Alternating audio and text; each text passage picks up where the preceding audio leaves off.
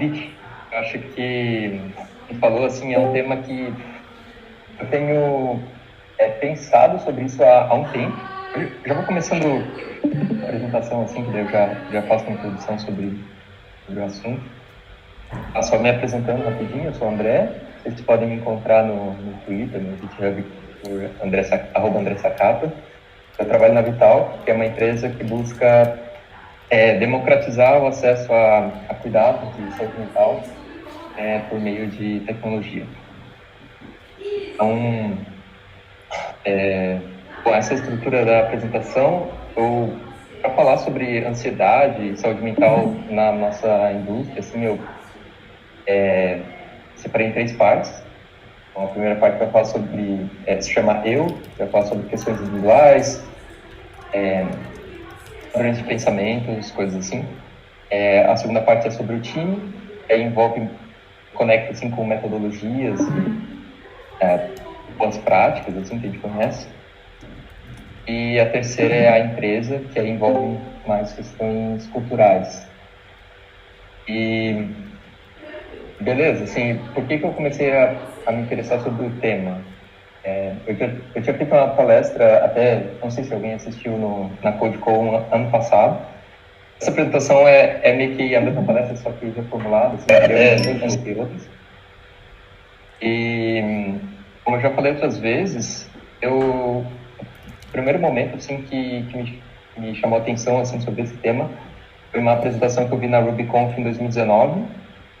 Lá, basicamente, era um relato de como um desenvolvedor passou por um burnout, depois ele teve uma crise de depressão. E, assim, é engraçado, assim, eu não lembro muito bem do conteúdo, assim, dos detalhes da história dele, assim, mas eu lembro que eu senti, assim. E na época eu senti, assim, que, faz muito sentido e aquilo poderia ter acontecido comigo e pode acontecer com amigos meus. Eu entendo completamente, assim, como uma coisa foi levando a outra, no caso dele.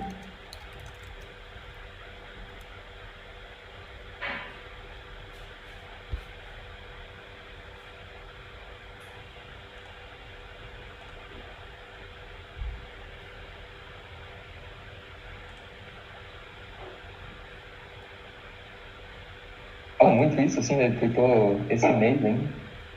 E a gente pensa, programar como sendo uma atividade ali para resolver um problema bem definido, uma coisa bem delimitada, isso é completamente diferente do que a gente vive, né, na nossa realidade. Mas por que é diferente, né? Então, o que faz uma pessoa desenvolvedora de software? Eu acredito que a gente pode resumir ali, né, o trabalho errôneo. Eu acredito que como o trabalho do desenvolvedor é entregar algoritmo, interfaces, né, modelagens, né, modelagem de dados, coisas assim. Porque na realidade o trabalho do desenvolvedor ele deve ser muito mais do que isso, né? Na prática ele contribui com o seu conhecimento para resolver problemas e para gerar mais conhecimento. E acho que isso implica, né, que a pessoa ela nunca trabalha sozinha e ela vive assim nessa característica do que a gente chama de trabalho do conhecimento. Ou seja, ela está inserida num ambiente muito mais incerto e muito mais ambíguo, e do que a gente é muito mais caótico, assim, né? Que a gente gostaria às vezes. Então, isso significa que a gente convive com erros e precisa ficar avaliando decisões de forma, às vezes, subjetiva, né? Bom, daí vocês vão ver que isso leva a gente a uma série de desafios que eu vou comentar mais adiante. Então, entrando na primeira parte, essa parte fala sobre padrões de pensamentos, comportamentos e coisas já conhecidas assim, né, na psicologia que a gente acredita que a gente percebe, né, que são coisas nocivas. E, assim, é importante começar com um disclaimer, porque eu não sou psicólogo. Acho que na Vital que seria pessoas muito mais qualificadas para falar sobre isso. Mas eu acho que é legal, assim, porque considero isso como o pensamento de alguém que é curioso sobre o assunto e que enfim, está pensando como isso gera implicações no nosso trabalho. O primeiro assunto que eu trouxe é a síndrome de burnout, que você já deve ter ouvido falar, mas para ancorar assim, a definição, então, trata-se de um estado de exaustão provocado pelo trabalho, tem características de isolamento, ansiedade, prevalência de depressão, baixa estima, e também coisas físicas, né, como insônia, dores musculares, cansaço constante, distúrbios gastrointestinais. Então, beleza, como isso é possível, né? Eu acho que tem formas diferentes disso acontecer. Eu acho que a gente pode imaginar um cenário em que um chefe está, sei lá, coagindo os seus trabalhadores para que trabalhem muito, né? Para explorando, às vezes explorando uma vulnerabilidade, né? Seja lógico, uma vulnerabilidade financeira, por exemplo.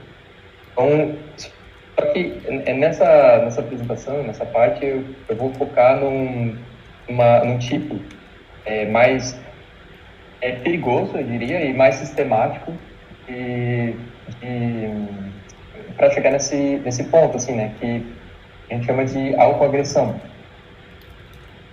E como isso acontece, né, é uma agressão silenciosa, né, ela vem da própria pessoa. Então, a autoagressão, ela acontece depois de uma autoafirmação. Então, assim, pensando um pouco no nosso mundo atual, de forma mais abrangente, assim, a gente vive nesse cenário de individualização, né? Então, se eu posso ser quem eu quiser, quem sou eu e qual é o limite do meu esforço para me tornar quem supostamente sou.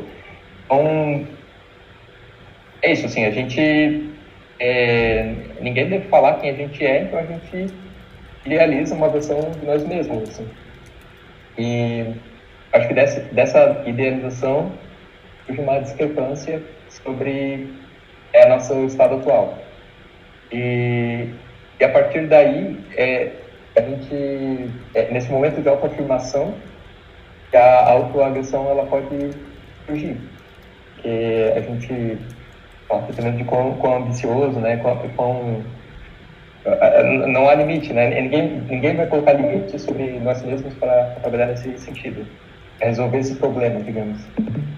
Então, coloquei algumas dicas. Acho que, primeiro, garanta que há períodos de recuperação no seu ciclo de trabalho.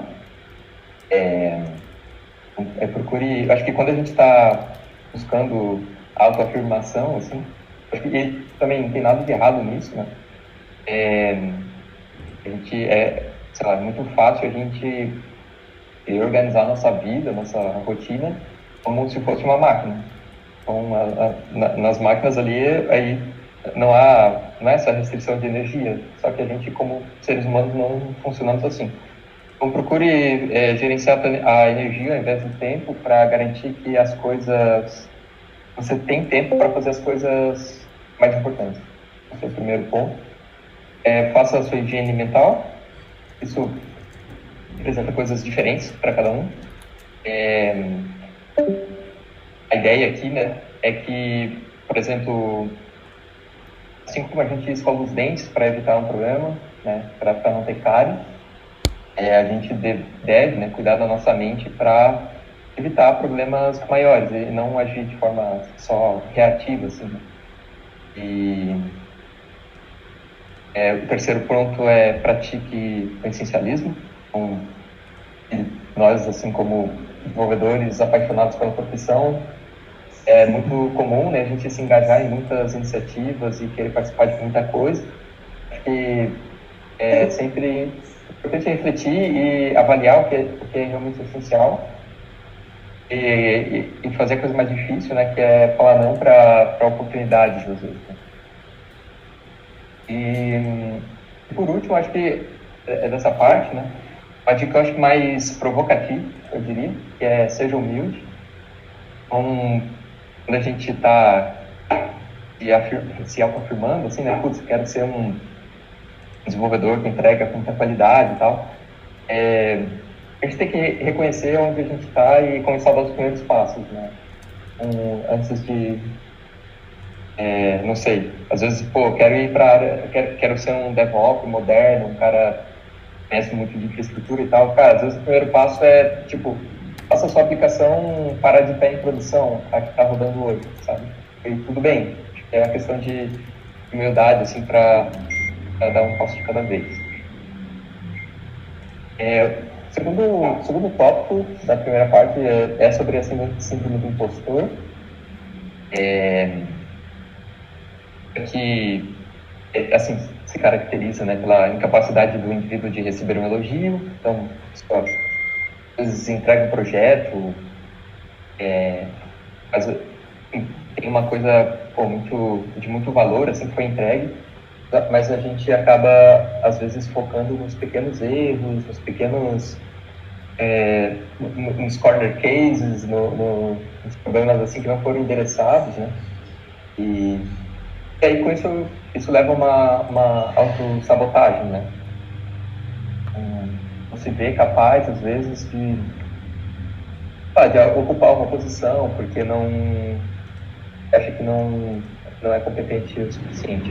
Acho que o ponto assim que eu coloquei de atenção na síndrome do impostor é sobre o tema de diversidade, porque a gente, né, reconhecendo que a nossa comunidade assim, né, de desenvolvedores não é tão diversa quanto a gente gostaria. Acho que para pessoas que não se reconhecem, às vezes não conseguem, né, se reconhecer em posições de liderança, acho que a síndrome do impostor pode agir mais forte, assim, né? Então, depois também falar mais sobre segurança psicológica, que é outra coisa que tem a ver com esse assunto. E aí, por último, da primeira parte, tem esse tema do perfeccionismo. Eu coloquei essa imagem porque é muito comum, assim, a gente, às vezes, assistir uma apresentação ou ver um case, assim, né, num evento, e de longe o projeto, né, a empresa parece perfeita como uma obra de arte, né? Aí a gente olha nossa própria realidade, o caos e as coisas mais bagunçadas, assim, e gera uma frustração, né? E tudo bem, porque qualidade, de fato, ela é intimamente relacionada com satisfação e engajamento no trabalho. Acho que tem a ver também com autoestima, com autoafirmação e ok, porque de fato a gente não quer entregar trabalho dos quais a gente não se orgulha, né? Ao mesmo tempo, os projetos as empresas, né, elas trabalham sobre restrições.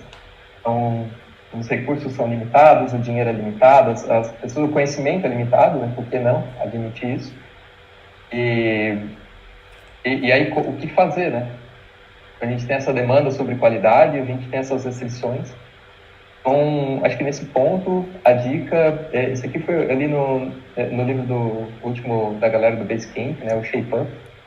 Eles falam que quando entregar um projeto, não compare com a idealização dele, compare com o que o usuário tinha antes do projeto.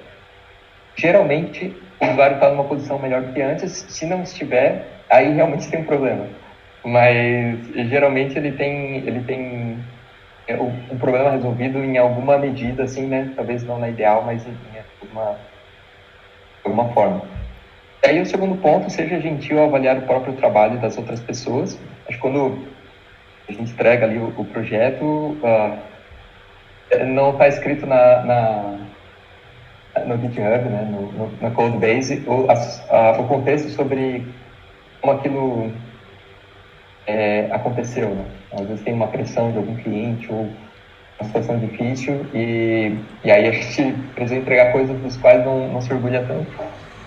Mas é por isso, acho que seja gentil mesmo com o próprio trabalho com as outras pessoas.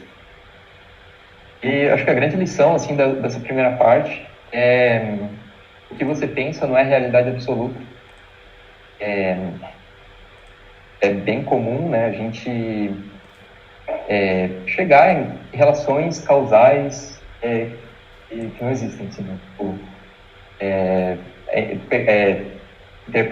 interpretar uma situação como se cometi esse erro, logo eu sou incompetente, ou sei lá, aquela pessoa comentou isso no meu PR, putz, ela acha que eu, eu não ando bem, ela não gosta de mim, sei lá. E seja investigativo, né, sobre isso. Então, investigue seus pensamentos, emoções, comportamentos e como uma coisa pode estar levando a outra. Nesses casos, uma psicóloga pode ajudar bastante. Beleza, aí, chegando na segunda parte, deixa eu só dar uma olhada.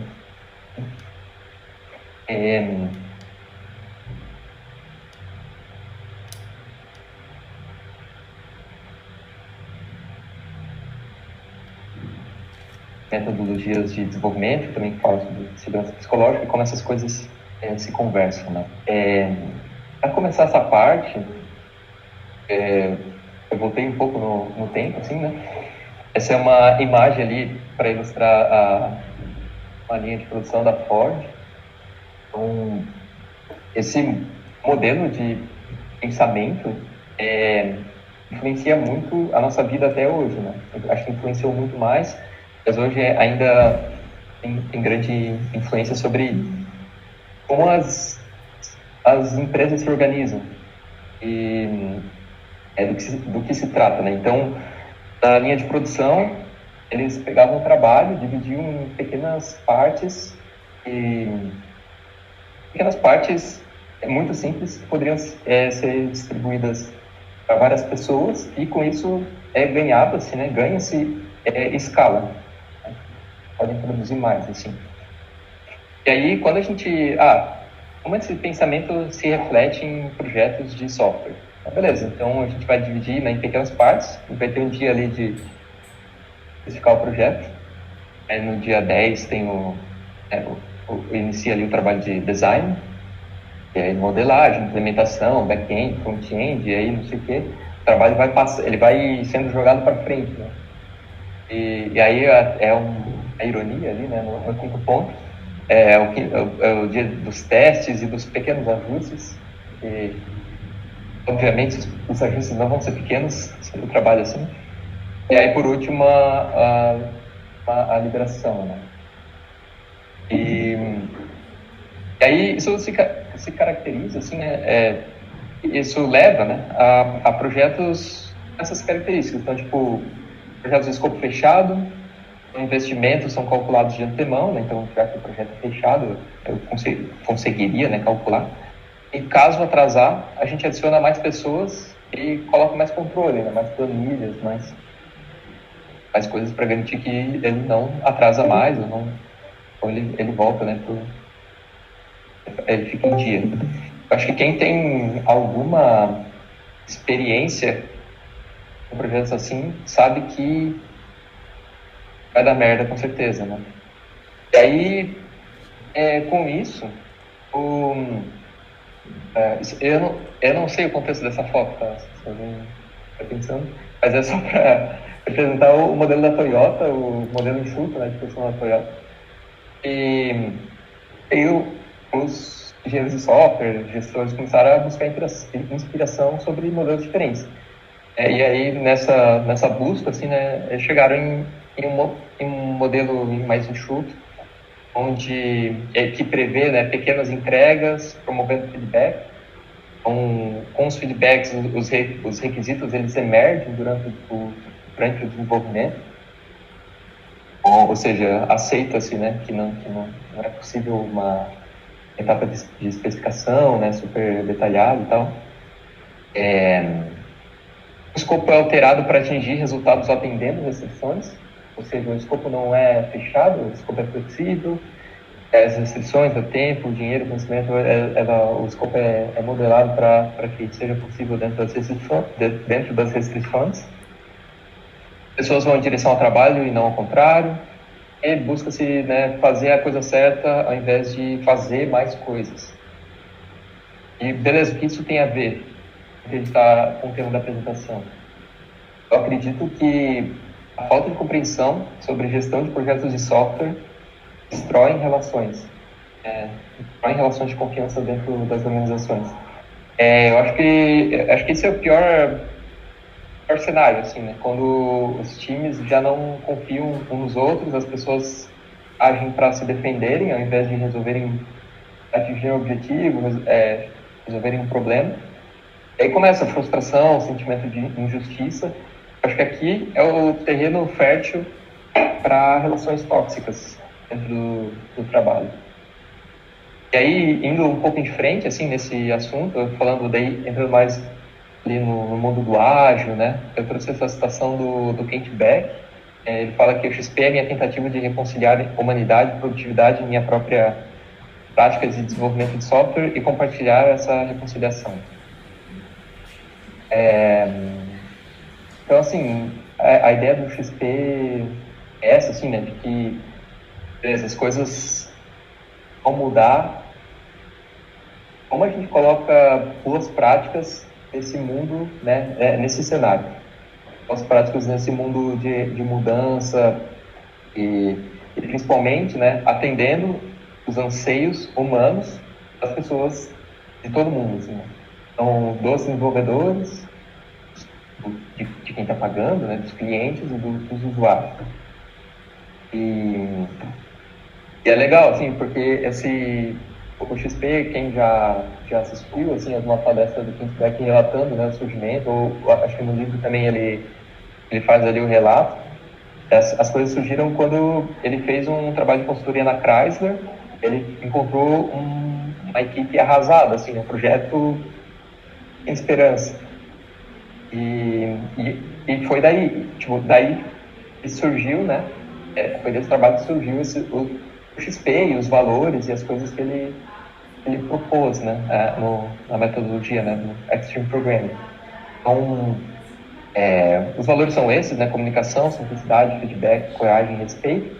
Acho que a gente consegue, transparece já, né, ali essa coisa que ele fala antes, né, do reconciliar a humanidade e produtividade.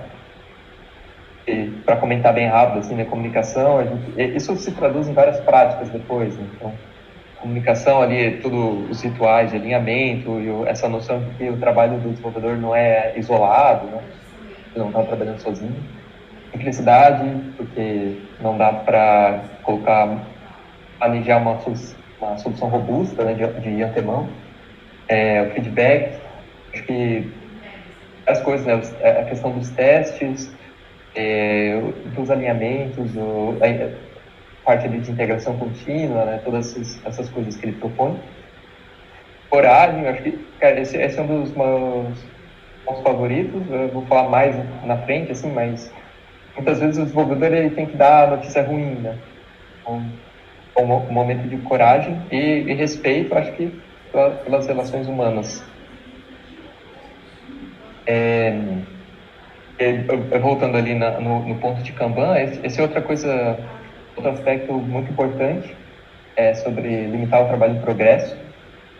A intenção ali, né, o conceito de limitar o trabalho em progresso, ele existe para permitir que a equipe foque no que é mais importante e que garanta a eficiência de fluxo das atividades. Então, é mais importante que eu termine coisas do que eu tenha muitas coisas em andamento pela metade, né?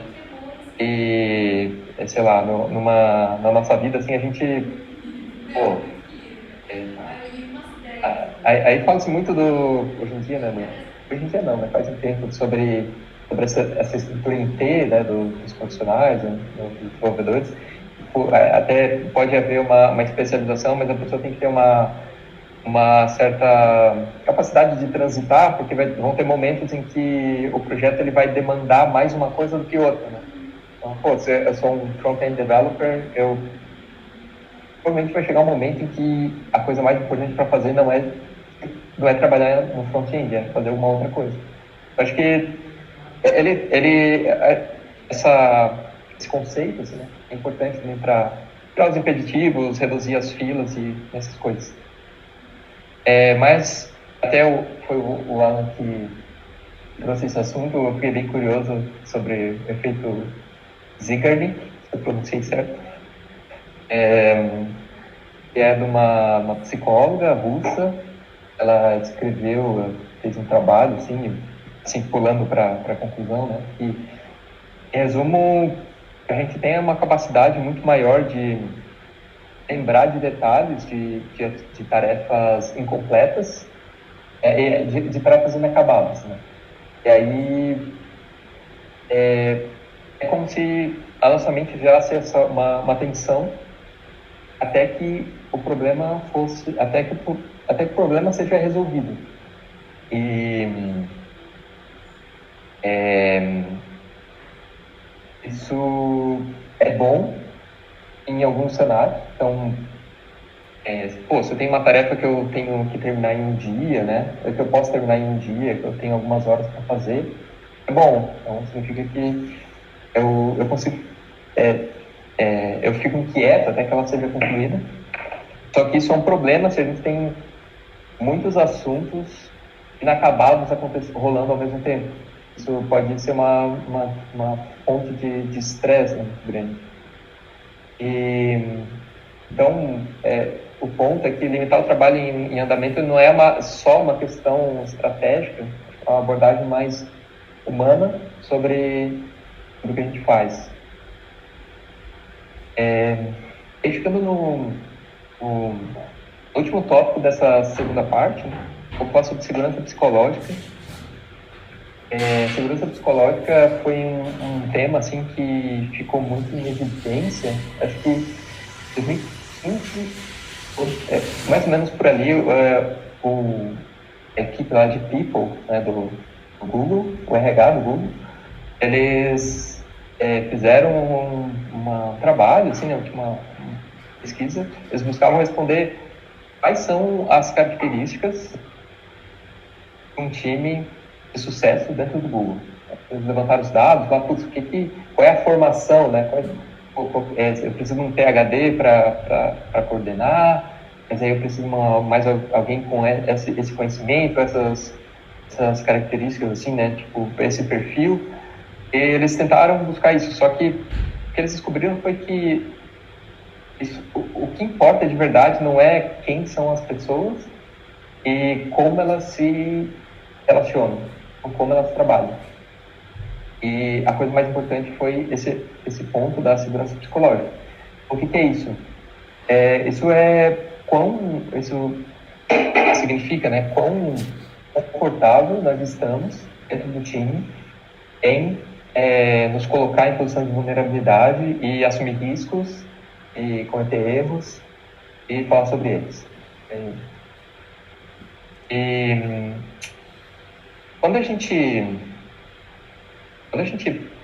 pensa em falar alguma coisa, em uma reunião, né, a gente pensa em se posicionar, a gente faz um cálculo do que chama de risco interpessoal. E esse risco interpessoal a gente faz uma avaliação, tipo, eu vou falar alguma coisa, eu posso ter a aprovação das pessoas, ou eu posso ter ou não, eu posso ter a reprovação das pessoas. E o problema do risco interpessoal é que existe uma assimetria nessa avaliação. Porque se eu ficar quieto, eu tenho um risco imediato, garantido, que é preservar minha aparência. Então, eu não coloco a opinião que as pessoas têm sobre mim em risco. Ou eu corro um risco e aí eu posso ter um benefício futuro, né, das pessoas, tudo faz sentido, isso é bom, isso é ruim, concordo ou não concordo. Isso desfavorece as pessoas a se manifestarem, né? Só que o ponto, né, é que o risco interpessoal ele não pode ser maior do que o risco de não ter um problema da organização resolvido. Pô, cara, se a gente tem um possível problema aqui, as pessoas precisam falar. Então, isso tem que ser mais importante do que as pessoas se preocuparem com as suas aparências, né, com a opinião das pessoas sobre elas. E aqui tem um quadrante, eu não lembro de onde eu peguei isso, foi algum texto que falava sobre esse lance de comportamento tribal, coisas assim, e tem esses quadrantes ali, né, Bom, aqui embaixo ali tem de pouca segurança na organização e pouca segurança individual, que é o pior cenário de todos. Aqui, organizações com alta rotatividade, as pessoas não estão engajadas ali, né? Aqui do lado esquerdo, com segurança da organização, mas pouca segurança individual, as pessoas se sentem ameaçadas dentro da tribo, né? Elas agem para atacar os outros e se defenderem.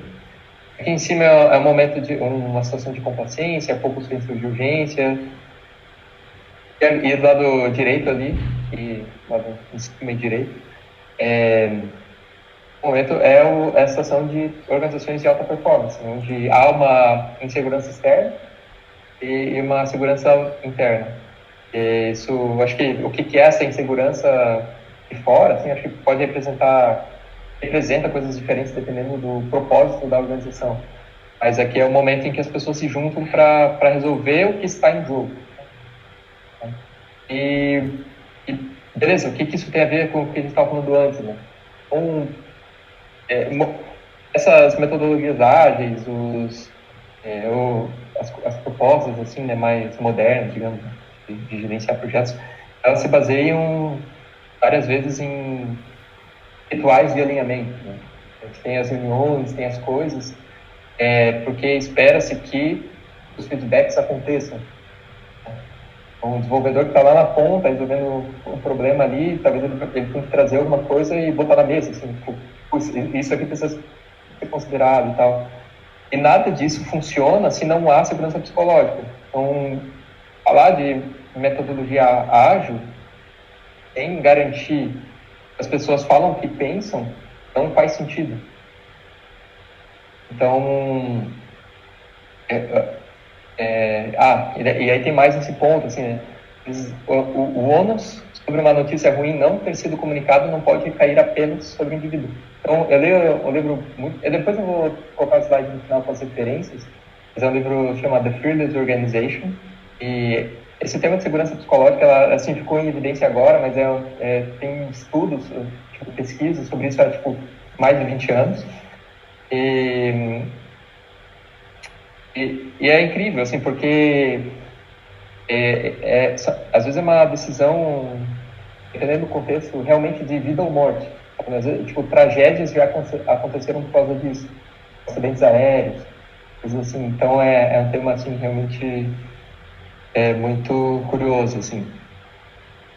E aí, entrando na parte final, terceira parte, sobre a empresa, são questões um pouco mais culturais, diria. Falando sobre erros, né? Isso aqui também, essa divisão ali de tipos de falhas, também foi extraído desse livro que eu falei antes. Como a gente falou ali, desde o início, está inserido num contexto assim, onde falhas vão acontecer. É fácil, tá certo, falar que a gente precisa aprender com elas, porque é mais fácil falar do que fazer. Então, acho que para falar um pouco de forma mais prática, vou comentar sobre essas 3 divisões, assim, falhas evitáveis, falhas complexas, falhas inteligentes. Falhas evitáveis são falhas que ocorrem devido a não cumprimento de um processo que o time a empresa já tinha acordado, né? Então, eu tenho uma suite de testes, eu abri uma release, testes quebraram e eu liberei a release mesmo assim. Isso é um erro evitável, né? O teste quebrou, sei lá, a pessoa imaginou que não, isso aqui é um falso positivo, mas não era, e aí virou consequência. Então, isso são erros evitáveis, e aí acho que o sistema de trabalho, né, ele deve evoluir para que essas falhas não voltem a acontecer. Então, falhas complexas são falhas que, devido a um ambiente mais caótico do que a gente consegue controlar, assim. Então, sei lá, digamos que eu implementei uma feature, ela foi para produção, aquilo, junto com uma ação de marketing que gerou gargalo em alguma outra coisa, colocou o sistema instável, por causa da release.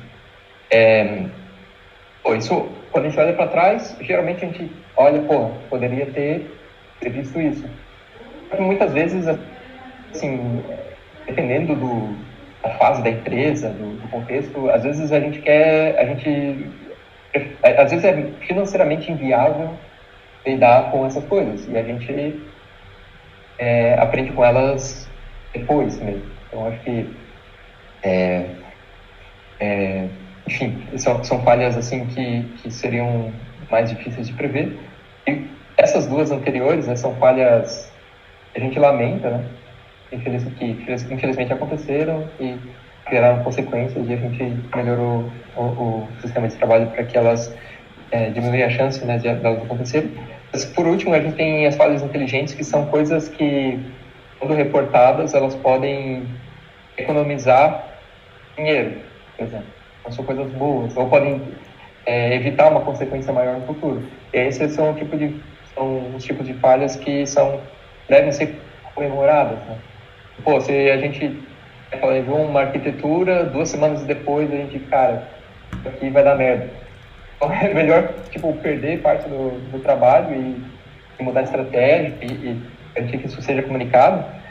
E aí, aqui tem muito o papel do líder, né? Porque, e daí conecta, né, com o assunto de segurança psicológica, porque as pessoas têm que sentir que essa abertura existe e elas devem ser incentivadas que seja reportada essas falhas inteligentes.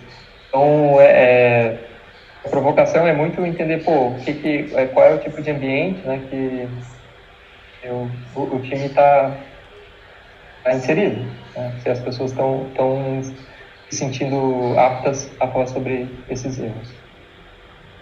E lembrando também, né, onde não há falhas, não há inovação. Esse é o segundo tópico: proteja seu tempo e das outras pessoas. Tem esse... Agora que eu percebi que, essa foto é muito antiga, os monitores de tubo lá atrás, mas mas é para representar um pouco isso, assim, os escritórios abertos, né? E assim, eles... faz muito sentido, né? Assim, a gente tem toda essa interdependência dentro da organização e demanda, né? As pessoas precisam se comunicarem para resolver problemas. Então, tá certo, né? É parte da natureza do trabalho. Ao mesmo tempo, as pessoas precisam de solidão e foco e privacidade para poder entregar um trabalho de qualidade, né? Então, como a gente lida com isso? E eu acho que lidar com isso com um excesso de interrupção e barulho, né, é uma abordagem ruim. Então, acho que uma das coisas que eu gosto, assim, foi no livro, aquele It Doesn't Have to Be Crazy at Work, do HH, do Jason Fried, dos fundadores do Basecamp e tal. Eles falam, assim, que considere que, antes de interromper uma pessoa, considere que ela está fazendo um trabalho tão importante quanto o seu. E é provavelmente verdade muitas das vezes, né? E portanto, assim, né, acho que sempre aquela reflexão de que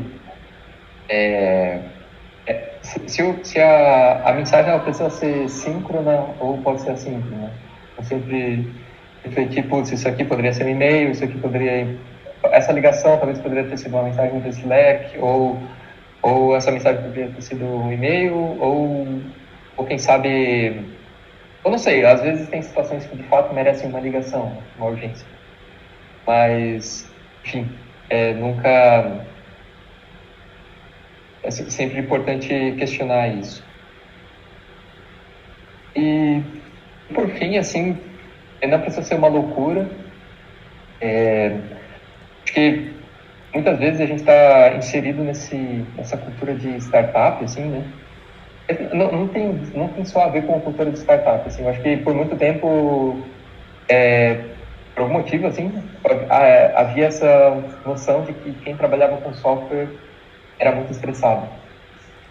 Porque, assim, não sei como isso, assim, começou a surgir, mas provavelmente a má gestão de projetos de software levou a uma situação como essa. que eu acho que mais recente, não tão recente assim, né? Mas nos últimos 15 anos, 10 anos, a gente importou muito essa cultura da startup, do sucesso da noite pro dia, às vezes literalmente, né? A história.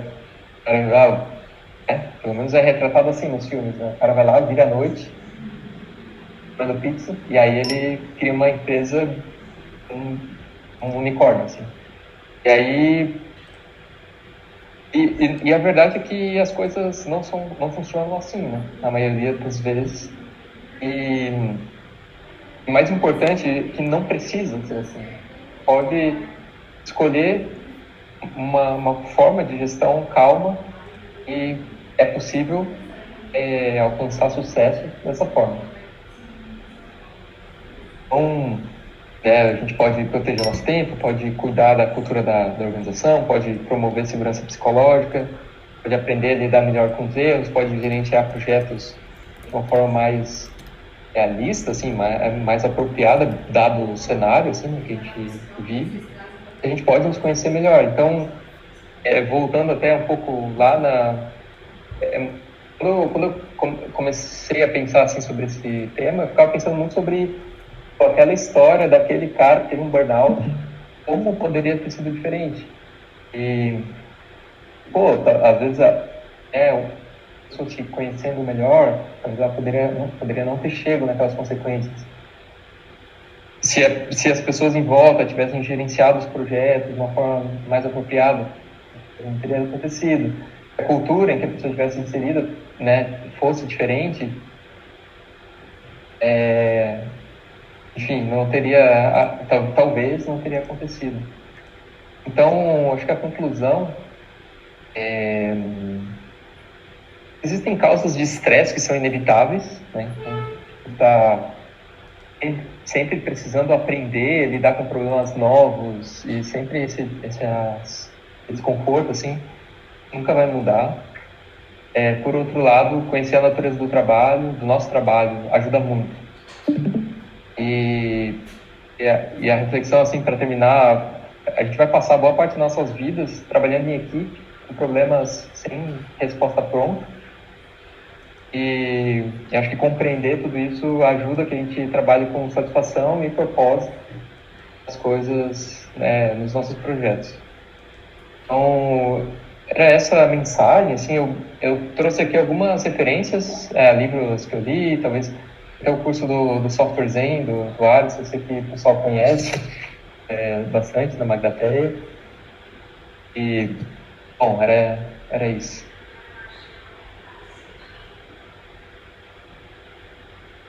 Parar de compartilhar a tela para poder ver todo mundo.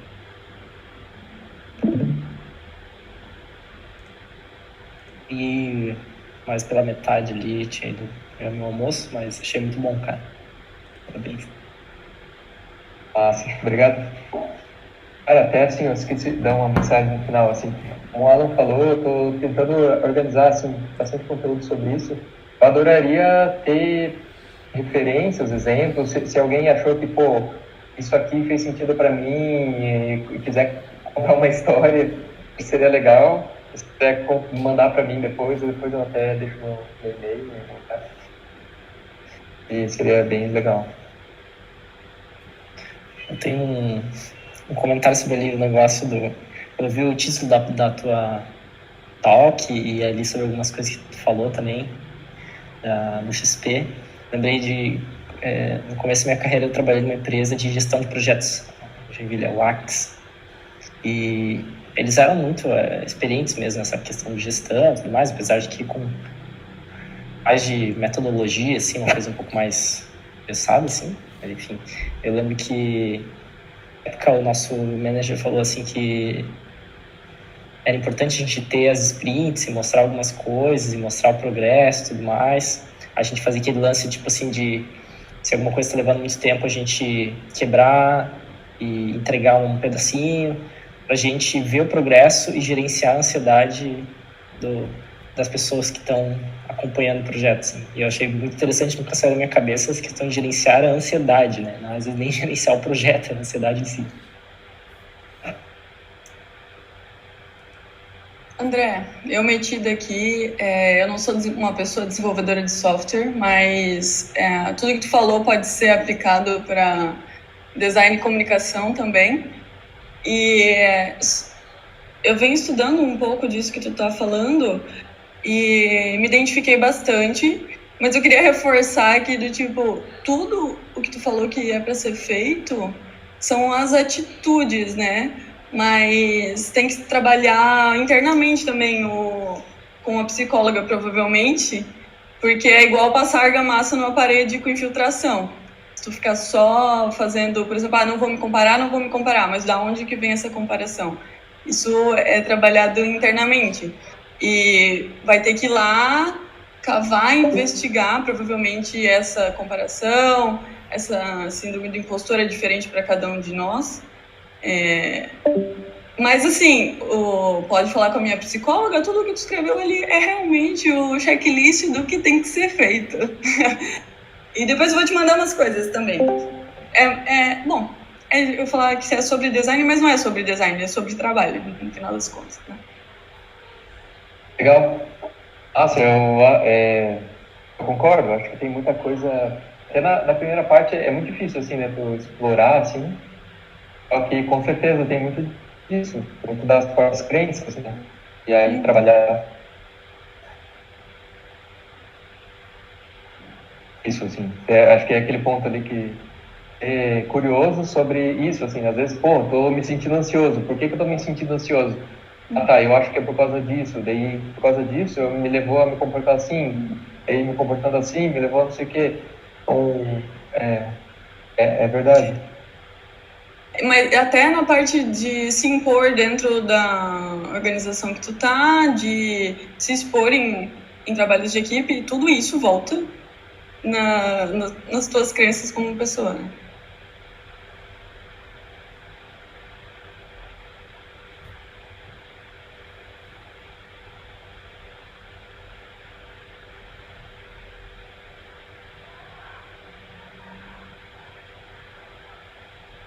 Fala aí, Alan. Por um instante eu achei que eu tinha caído. Todo mundo quietinho. Ai. Tá mutado, você está falando, André. Vocês querem que eu cante uma música? O que é? Alguém vai falar alguma coisa? Eu posso fazer Posso contar uma piada aqui? Tá faltando segurança psicológica para as pessoas. Não, sacada, eu queria... Pode falar. Eu queria que tu falasse sobre isso. Tá todo mundo ouvindo? Eu não tô ouvindo. Não tá me escutando. Eu tô ouvindo. Deve ter mutado ele aí. Quem está me escutando? Eu estou ouvindo você, Alan. Eu tô ouvindo ela também. O Sakata me escuta? O Sakata não me escuta. Ele não responde. Agora eu tô ouvindo. Eu não mexi nada, eu fiquei clicando em coisas aleatórias e voltou. Não, tu comentou ali, né, do efeito, eu nunca consigo pronunciar, eu preciso ler Zeigarnik, sei lá, ou da psicóloga russa lá. Quando eu conheci isso, eu conheci isso em dois lugares diferentes, assim, foi bem próximo. Um foi lendo o livro Como Escrever Notas Espertas, a tradução. É tipo, ler livros e escrever notas espertas. E o outro foi numa palestra de Kanban do Rodrigo Yoshino. Ele trouxe isso. E eu achei interessante, assim, surgiu nesses dois lugares, só que a ideia está muito relacionada, assim, que boa parte das doenças de estresse que a gente sofre, elas estão associadas a uma sobrecarga mental de conteúdo. Então, tu falou ali bastante do trabalho em si, né? Tipo, no contexto do Kanban ali, limitar o trabalho em progresso e tal. Mas, muitas vezes, tu tá numa empresa que é saudável, num projeto que é saudável, mas tem algum comportamento individual que acaba desencadeando uma síndrome de impostor também. Então, um exemplo, assim, Síndrome do impostor não, burnout.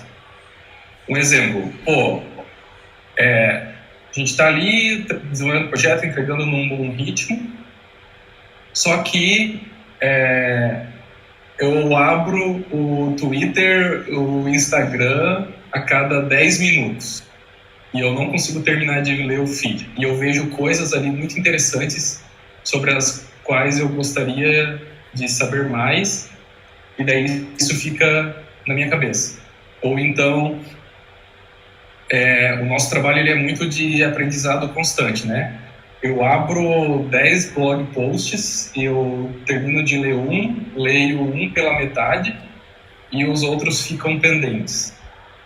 Então, esse comportamento que a gente tem, assim, de expandir muito caminhos de aquisição de conhecimento ou de informação, ele também leva a gente a essa condição de burnout, né? Então, às vezes, eu tenho uma ferramenta específica que eu preciso saber para usar o meu projeto, mas eu estou estudando uma outra ferramenta no meu tempo livre. Eu estou estudando outras 2 ferramentas, porque eu não sei qual que vai dar certo no futuro do nosso mercado, tá ligado?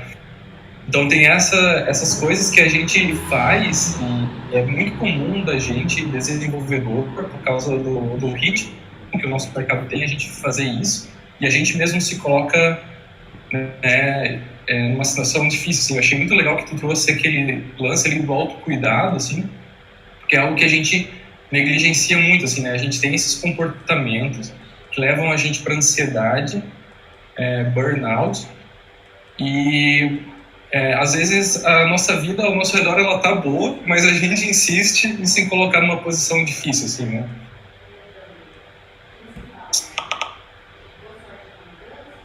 Sim, e cara, essas coisas assim da gente querendo acompanhar e conhecer, né?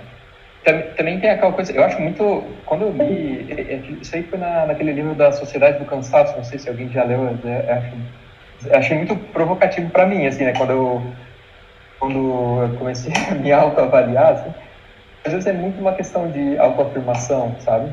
Não é que tu precisa estar ali acompanhando, só que tu quer, porque, eu sou um desenvolvedor excepcional, eu não posso ficar atrás, tá ligado? É impossível, tá ligado? E aí é difícil. E, assim, ao mesmo tempo, cara, legal, a gente tem apaixonado ali, né? É massa, assim, tem essa paixão mesmo, assim, né, pela profissão. Mas, assim, tu tem que escolher, né? E ser em alguma medida, essencialista sobre o que tu põe na mesa ou não. É duro, né? Tem que falar, às vezes, meio que falar não, assim, né, para as coisas. E esse negócio eu achei bem curioso também, né? Que falou que às vezes tá tudo ótimo. Na verdade, a gente mega privilegiado, né? Na pandemia, o trabalho tá aí, tipo, demanda e tal, podendo estar seguro em casa, fazendo as coisas. E aí, mesmo assim, a gente tem esse lance de autoagressão, né? Meio que uma autoagressão de, cara, não, mas não é suficiente. Não pode estar tão bom. Eu tenho que, cara, o que eu estou fazendo? Eu não tô aqui dando o meu melhor, trabalhando, virando a noite, muito preguiçoso, sei lá. Então é bem engraçado. Isso é culpa de coach, sabe? Sabe que isso é culpa dos coaches, né? Mas acho que essa coisa do privilégio, pelo menos na minha cabeça, tem muita relação com, acho que isso que tu falou de essencialismo, né? Eu nunca tinha, não conheço o conceito ali, mas acho que eu entendi o que tu quis dizer.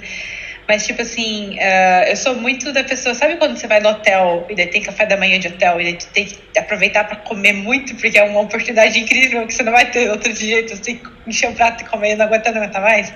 Acho que eu sou assim com as coisas de trabalho também e da vida, assim, né? Então, tipo, vem uma oportunidade pra palestrar num evento muito massa, eu não tenho tempo, mas, uma oportunidade não vai vir depois tão fácil, eu tenho que aproveitar, até por estar numa posição de privilégio, pensar, outras pessoas não têm essas oportunidades que eu tenho, então eu tenho minha obrigação aceitar elas e dar um jeito de fazer e tal. Então o meu maior problema é em dizer não para coisas que parecem boas, não para coisas que parecem ruins, assim, sabe? Gabi, o essencialismo, o cara fala que ele perdeu o parto do filho dele para ir para uma reunião. Precisa escrever isso num livro? Aparentemente precisa para a galera aprender. Mas a gente lê que ele fez muita coisa errada e a gente tenta aprender sem se fuder tanto, né? Mas é semi-legal esse livro.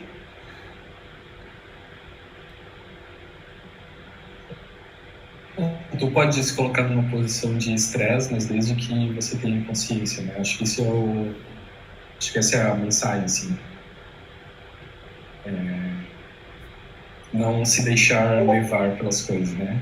E entender que tu vai entrar numa determinada situação, numa determinada condição, quais são os efeitos negativos dessa condição, para que você tenha o controle de sair dela quando você precisar sair, né? Não deixar se levar por isso. Então, a Gabi falou, então ela está trabalhando, fazendo mestrado, ontem deu uma palestra, faz aí uma porrada de coisa, né? Então, eu quando fiz o mestrado, teve um dia que eu acordei, mandei um e-mail para minha orientadora e disse: estou desistindo, não aguento mais, né? Porque era extremamente estressante, assim, trabalhar, sei lá, 16, 18 horas por dia.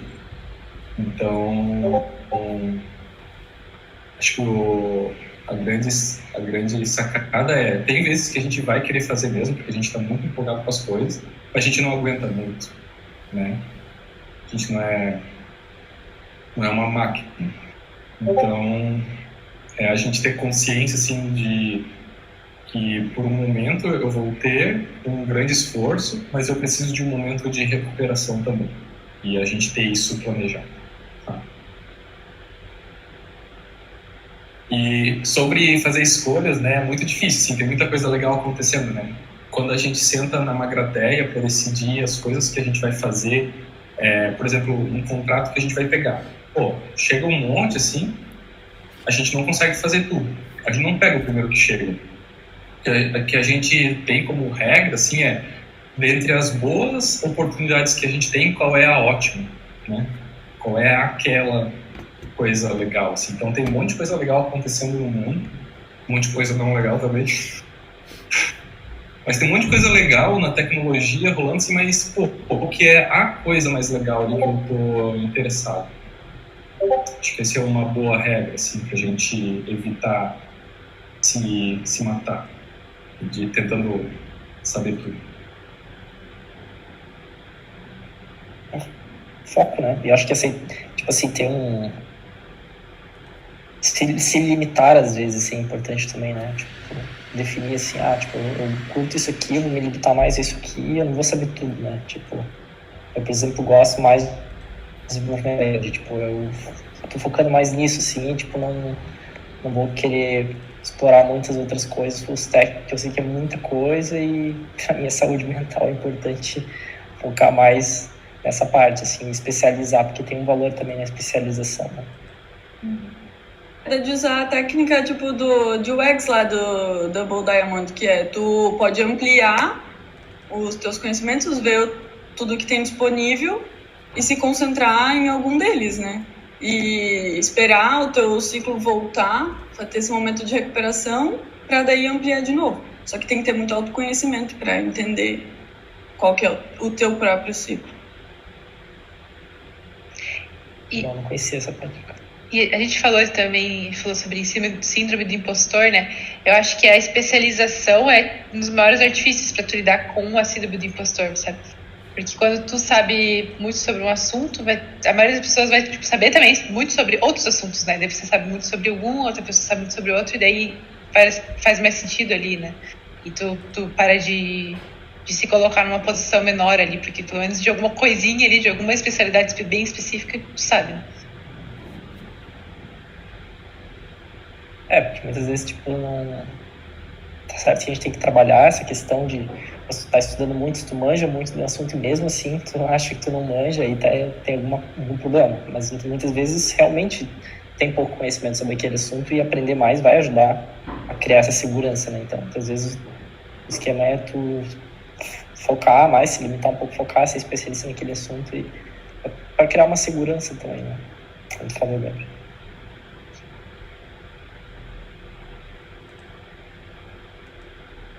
Coisa que eu percebo.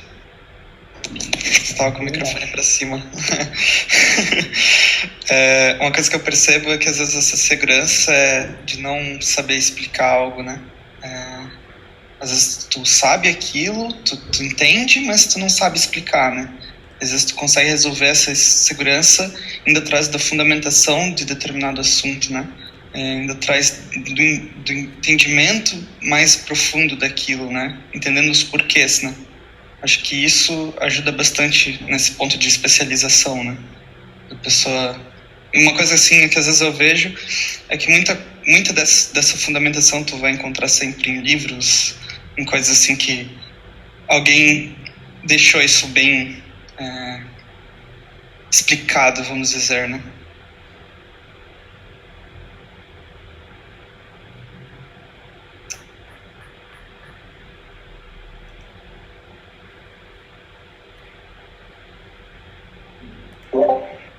Acho que é isso aí, né, galera?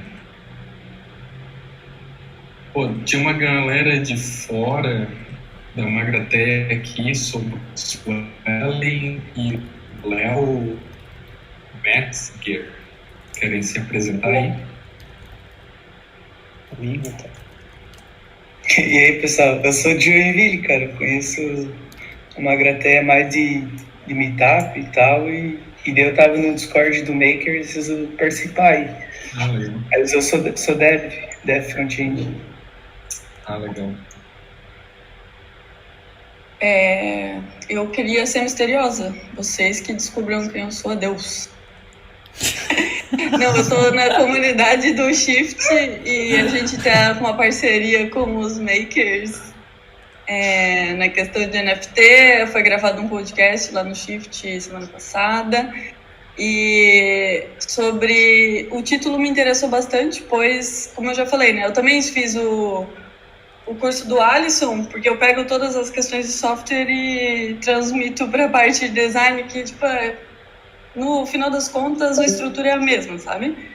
E foi isso, gostei bastante do assunto e parabéns, eu gostei também da apresentação.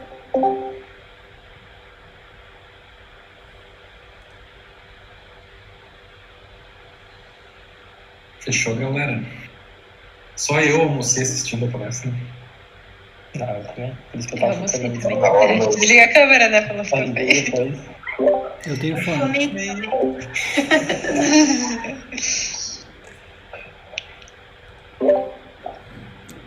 Nossa. Bom, mas de novo, obrigado aí pelo convite, foi bem legal ouvir vocês também agora. E eu vou deixar, depois eu mando em algum canal ali meu contato, assim, se alguém tiver alguma coisa para falar, mandar e tal. Vou compartilhar também as coisas que eu estou escrevendo e adoraria mais feedbacks, assim. E submete a palestra pro Shift. Vou fazer isso. Tudo. Por favor, manda. A gente vai fazer uma parada bem massa lá. Meu Deus, já tive milhões de ideias. Submeta. Beleza. Beleza, galera? Bom dia. Beleza. Valeu. Valeu, Sakata. Valeu, Sakata. Valeu. Vai.